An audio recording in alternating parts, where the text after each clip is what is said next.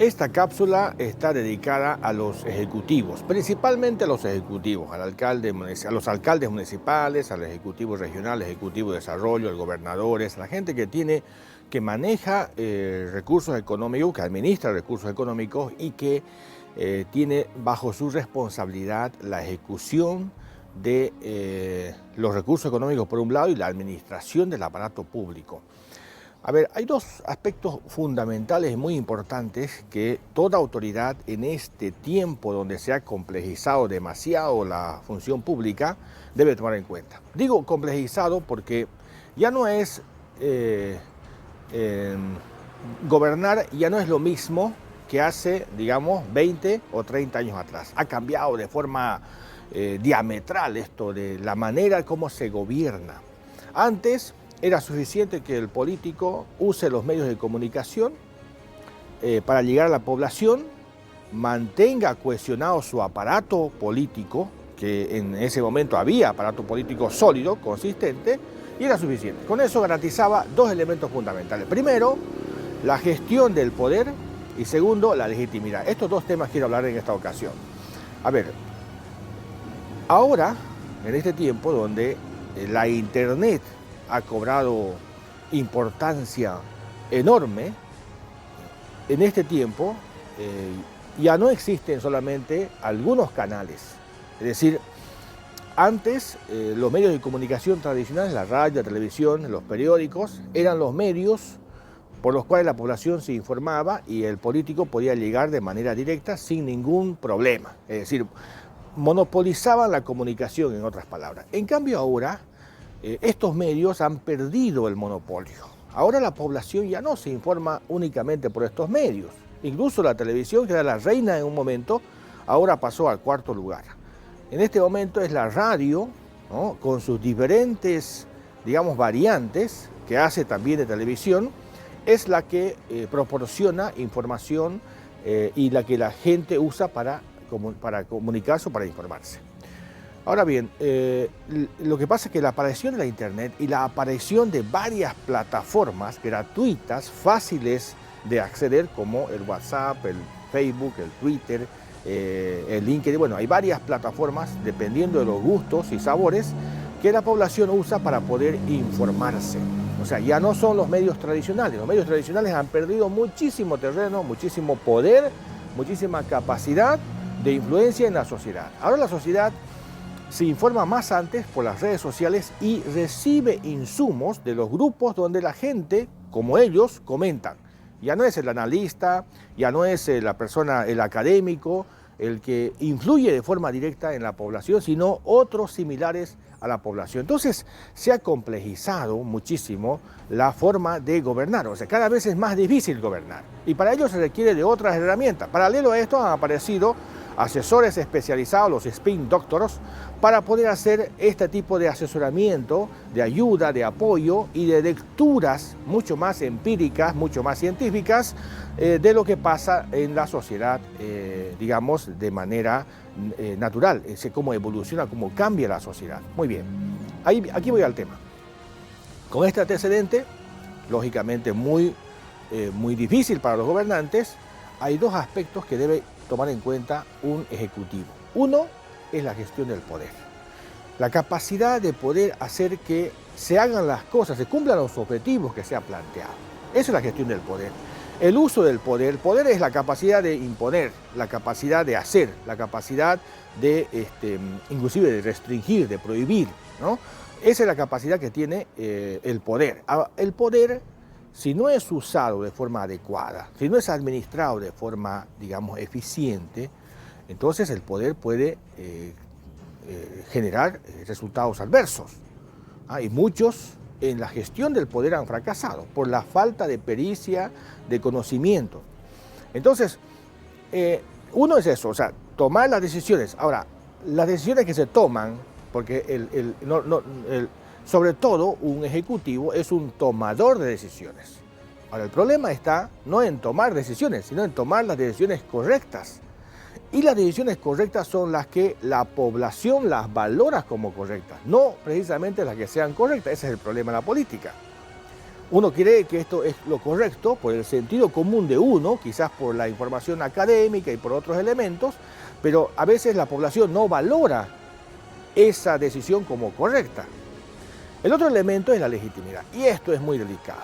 Es decir, una autoridad cuando asume, digamos, un gobierno, tiene una carga de legitimidad. Esa carga de legitimidad, yo siempre les digo a mis clientes, no es DPF.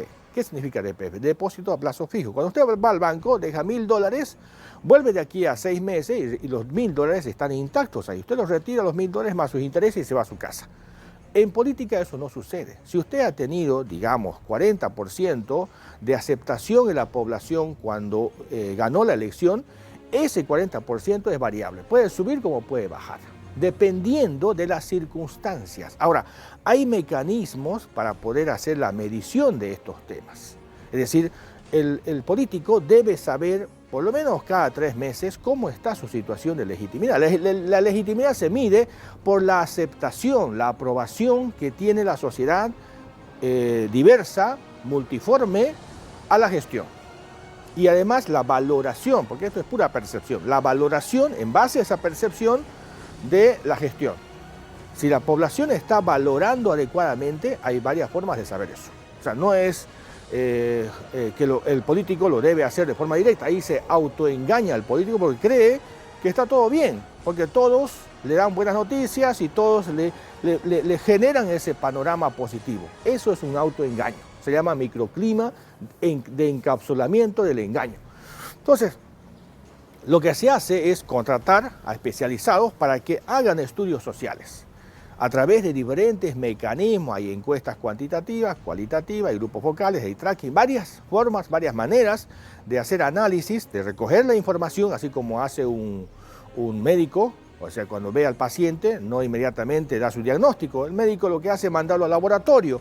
Cuando va al laboratorio, lleva parte de sus fluidos, la persona, para que sea analizada, y después, producto de ese análisis, el médico lee y ya tiene una información mucho más acercada a la verdad.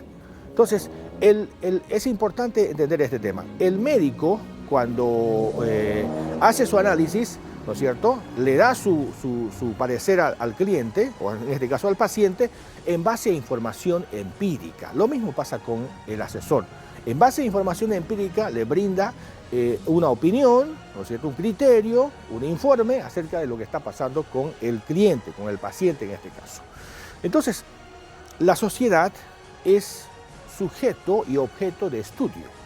La sociedad, obviamente, que todos estos estudios son aproximaciones, porque la sociedad como el río, ¿no es cierto?, que tiene su curso permanente, ¿no?, que no se puede bañar 2 veces en el mismo río, como decía Diógenes. Entonces, el río siempre está en curso, es decir, nunca está quieto. Lo mismo pasa con la sociedad es dinámica y constantemente se está moviendo. Entonces no se puede, digamos, ser muy objetivo en eso, pero hay una aproximación con la información que tiene, o sea, hay un acercamiento a esa realidad, porque la sociedad se mueve permanentemente, nunca está quieta. Entonces, lo que hacemos nosotros es justamente tomarle una fotografía y en base a esa fotografía hacer un análisis y nos aproximamos a la realidad. Y con eso le recomendamos al cliente qué es lo que debería ajustar, qué es lo que debería dejar de hacer, qué es lo que debería hacer, qué es lo que debería profundizar, qué es lo que la población está valorando como positivo y qué es lo que la población está cuestionando y cuáles son aquellos factores que podrían socavar de mayor grado su legitimidad. Entonces, un político serio, profesional de esta época, debe preocuparse de eso. Primero, de la gestión de poder. También esto es un elemento delicado. O sea, no es solamente tomar decisiones, ¿no? No es solamente, o no hacer nada. El no hacer nada es una decisión ya en sí misma, ¿no? Hay mucha gente que dice, no, yo no he hecho nada, pero claro, es una decisión. Y muchas veces esa decisión, ¿no?, repercute negativamente en la imagen del político. Entonces, el tomador de decisiones, insisto en esto, no hacer también es una decisión. El no decidir es una decisión. Entonces, el político es un tomador de decisiones. Toma la decisión o no toma la decisión, hace o no lo hace, igual ese hecho está impactando en la sociedad. Entonces, lo que tiene que hacer el político es asesorarse, ¿no?, por grupos expertos en estos temas en base a esta información, ¿no?, de legitimidad que yo llamo, para que tome las decisiones correctas, para que las decisiones no sean inadecuadas, para que no esté al tuntún, para que no esté en el cuarto oscuro con la luz lógicamente apagada buscando el alfiler, ¿no? Tiene que encender la luz, ¿no es cierto?, para que vea el panorama mucho mejor y encuentre el alfiler. Pasa lo mismo exactamente en la política pública. No es fácil gobernar, no es fácil gestionar el poder.